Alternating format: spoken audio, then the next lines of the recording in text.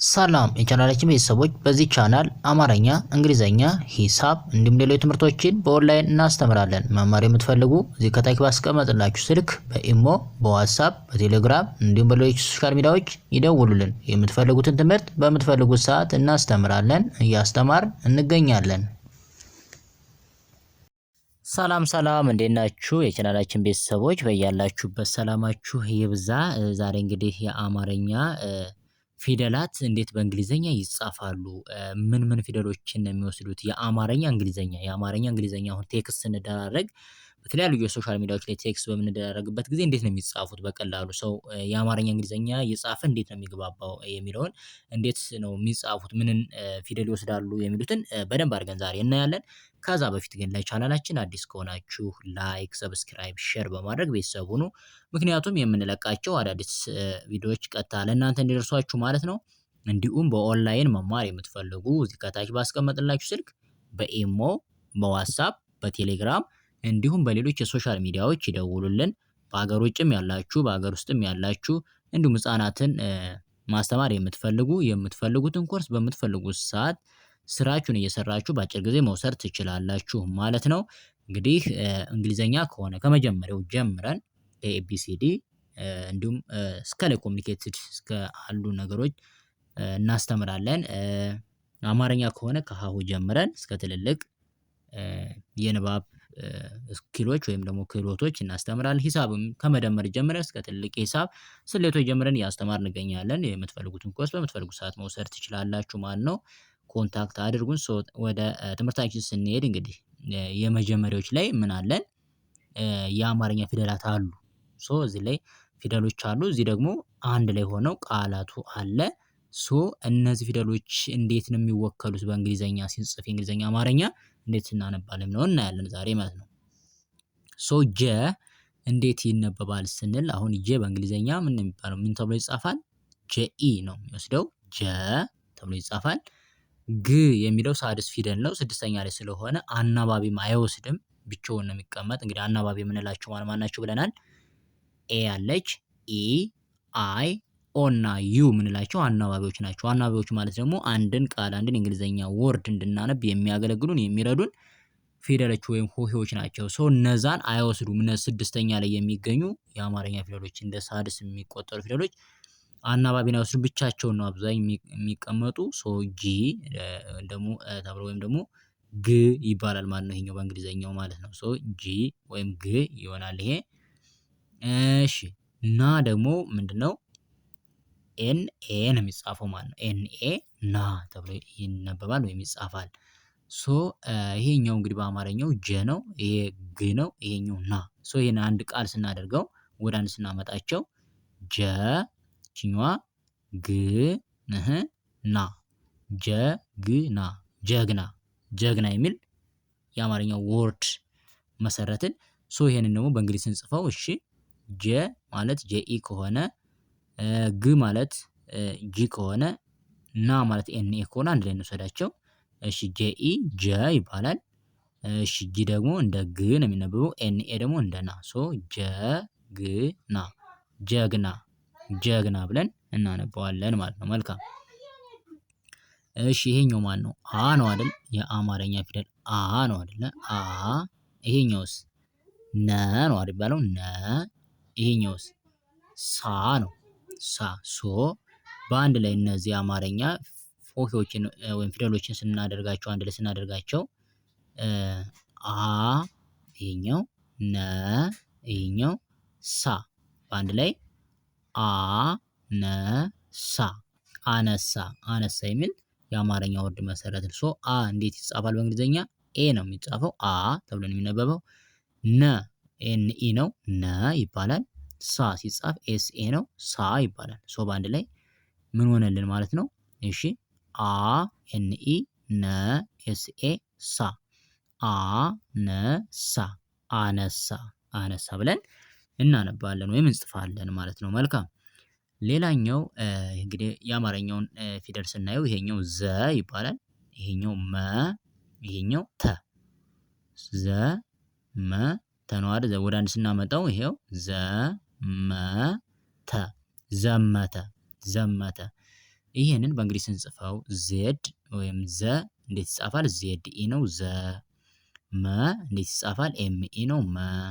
ተ እንዴት ይጻፋል? ቲኢ ነው ተ። ኢኢን አናባቢ በሙሉ ይወስዳሉ ማለት ነው። አንድ ላይ ስንወስዳቸው ዜድ ኢ ዘ ይባላል። ኤም ኢ መ ተብሎ ይነበባል። ቲኢ ደግሞ ተ ነው። ሶ በአንድ ላይ ዘመተ ዘመተ ዘመተ ብለን እንጽፋለን ወይም እናነባለን ማለት ነው። መልካም እሺ ይሄኛው ማን ነው? መ ነው። ይሄኛው ዘ ነው። ይሄኛው ነ። አንድ ላይ ስንወስዳቸው መዘነ መዘነ መዘነ። በእንግሊዝ ስንጽፈው ደግሞ ኤምኢ መ ይባላል። ዜድ ደግሞ ዜድ ኢ ነው። ዘ ደግሞ ዜድ ኢ ነው ዘ። ነ ደግሞ ኤን ኢ ነው ነ። ሶ ኤምኢ መ ዜድ ኢ ዘ ኤን ኢ ነ። መዘነ መዘነ መዘነ ብለን እንጽፋለን እናነባለን ማለት ነው። ዌል ሌላኛው እንግዲህ አማርኛውን ቃል ስናየው ይሄኛው መጀመሪያው ወ ነው። ይሄኛው ሰ፣ ይሄኛው ደ። በአንድ ላይ ስንሰበስባቸው ወ ሰ ደ ወሰደ ወሰደ። መልካም ወ እንደማን ይጻፋል? ደብሊው ኢ ነው ወ። ሰ እንደማን ነው ስንል ኤስ ኢ ነው ሰ። ደ እንደማን ነው? ዲኢ ነው ደ። በአንድ ላይ ስንሰበስባቸው እነዚህን ደብሊው ኢ ወ፣ ኤስ ኢ ሰ፣ ዲኢ ደግሞ ደ። ወ ሰ ደ ወሰደ ወሰደ ብለን እናነባቸዋለን ማለት ነው። መልካም ሌላኛው ይችኛው የአማርኛዋ ፊደል ፒ ነች። ይህኛው ያ ነች። ይህኛው ሳ። ሶ በአንድ ላይ ምን ማለት ነው? ፒ ያ ሳ ፒያሳ ፒያሳ ሆነልን። ፒ ማለት ፒ አይ ነው የሚወስደው አናባቢ ይወስዳል ፒ ይባላል። ያ ሲጻፍ ደግሞ ዋይ ኤ ነው። አሁንም ኤን አናባቢ ይወስዳል ያ። ሳ የሚለው ደግሞ ኤን አናባቢ ይወስዳል ሳ ነው። ምክንያቱም እንግዲህ አንድ ላይ እዚህ ላይ አራተኛ ላይ ያሉት ፊደሎች ኤን ይወስዳሉ። አብዛኞቹም አራተኛ ነች፣ ይቺም አራተኛ ነች፣ ይቺ ሶስተኛ ነች። አይን እንደሚወስዱ ይታወቃል ማለት ነው። ባለፈው ቪዲዮአችን አይተናል። ሶ ይሄን እነዚህን አንድ ላይ ስናደርጋቸው ፒ አይ ፒ ዋይ ኤ ያ ኤስ ኤ ሳ በአንድ ላይ ፒ ያ ሳ ፒያሳ ፒያሳ ብለን እንጽፋለን ወይም እናነባለን ማለት ነው። ዌል ሌላኛው ይሄኛው ከ ነው በአማርኛው። ይሄኛው በ ነው። ይሄኛው ደ በአንድ ላይ ሲሆን ምን ቃል ሰጠን? ከበደ ከበደ ከበደ። ሶ ከ ማለት ኬኢ ነው ከ እንላለን። በ ማለት ቢኢ ነው በ እንላለን። ደ ማለት ደግሞ ዲኢ ነው ደ። በአንድ ላይ ስናደርጋቸው ኬኢ ከ ነው። ቢኢ በ ነው። ዲኢ ደግሞ ደ ነው። ሶ በአንድ ላይ ምን ሆነ? ከበደ ከበደ ከበደ ብለን በቀላሉ እናነባለን ማለት ነው። መልካም ሌላኛው ሞ ማለት ኤምኦ ነው ሞ። ዴ ማለት ደግሞ ዲአይኢ ነው ዴ። ል ማለት ደግሞ ኤማን ነው ኤል ነው። መጀመሪያ እነዚህን አማርኞችን ስንወስዳቸው ወደ አንድ ይሄኛው ሞ፣ ይሄኛው ዴ፣ ይሄኛው ል ሞዴል ሞዴል ሞዴል ብለን እናነባለን። እሺ ሞ ማለት ኤምኦ ነው። ዴ ማለት ዲአይኢ ነው ዴ።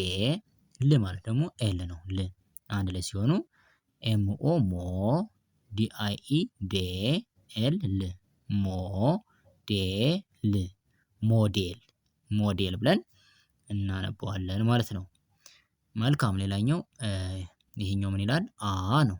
ይሄኛውስ ዋ፣ ይሄኛው ሽ ባለ ስናነበው አ ዋ ሽ አዋሽ አዋሽ። መልካም አ ሲጻፍ ኤ ነው አ ይባላል። ዋ ሲጻፍ ደብሊው ኤ ነው ዋ። ሽ ሲጻፍ ኤስ ኤች ነው ሽ።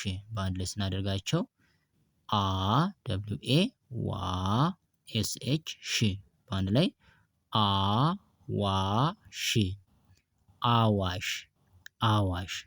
በጣም አሪፍ። ሌላኛው ሶ ነው። ይሄኛው ፊ ነው። ይሄኛው ያ በአንድ ላይ ምን ሆነ ማለት ነው? ሶ ፊ ያ ሶፊያ ሶፊያ። ሶ ማለት ኤስ ኦ ነው። ሶ ፊ ማለት ኤፍ አይ ነው። ፊ ያ ማለት ዋይ ኤ ነው። ያ በአንድ ላይ ምን ሆነ? ሶ ፊ ያ ሶፊያ ሶፊያ ብለን በቀላሉ ማንበብና መጻፍ እንችላለን ማለት ነው።